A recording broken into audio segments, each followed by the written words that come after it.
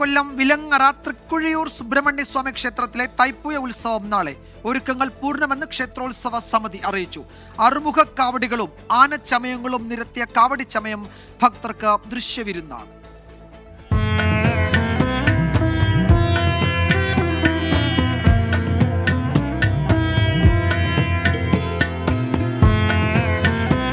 തമിഴ് തൈമാസത്തിലെ പൂയം നാളാണ് തൈപ്പൂയം. സുബ്രഹ്മണ്യ ക്ഷേത്രങ്ങളിൽ ഷഷ്ടി പോലെ വളരെ പ്രധാനപ്പെട്ട ദിവസമാണ് തൈപ്പൂയ കാവടിയാട്ടവും. വിലങ്ങറ തൃക്കുഴിയൂർ സുബ്രഹ്മണ്യ സ്വാമി ക്ഷേത്രത്തിൽ കാവടിയാട്ടത്തിന് മുന്നോടിയായി കാവടി ചമയമൊരുക്കി.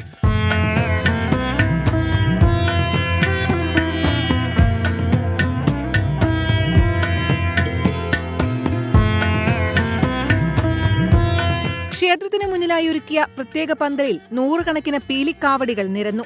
ഊമയായ ബാലന് സംസാരശേഷി തിരിച്ചു കിട്ടിയ വിലങ്ങറ കാവടിയാട്ടം ഫെബ്രുവരി 11 ചൊവ്വാഴ്ചയാണ്.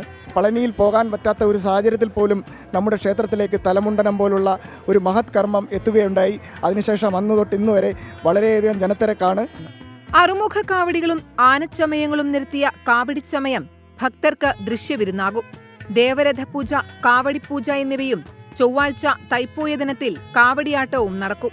തൈപ്പൂയത്തോടനുബന്ധിച്ച് നമ്മുടെ ഒരുക്കങ്ങളെല്ലാം ഏകദേശം പൂർത്തിയായി കഴിഞ്ഞു. ഇനി 2 നാൾ മാത്രമേ ഉള്ളത്. നമ്മൾ ഏകദേശം 50ഓളം ക്ഷേത്രങ്ങളിൽ നിന്നും ഘോഷയാത്രകൾ നമ്മുടെ ക്ഷേത്രത്തിലേക്ക് എത്തുന്നു. അതിന് ഏകദേശം നമ്മുടെ ഒരു 100ഓളം വോളണ്ടിയേഴ്സിനെയും ചുമതലക്കാരെയും നമ്മൾ സജ്ജമാക്കി കഴിഞ്ഞു. നാളെ 10,000ങ്ങളെ സാക്ഷിയാക്കി കാവടിയാട്ടം നടത്തും.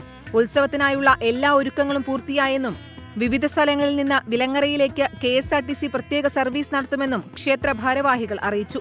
24 കൊല്ലം.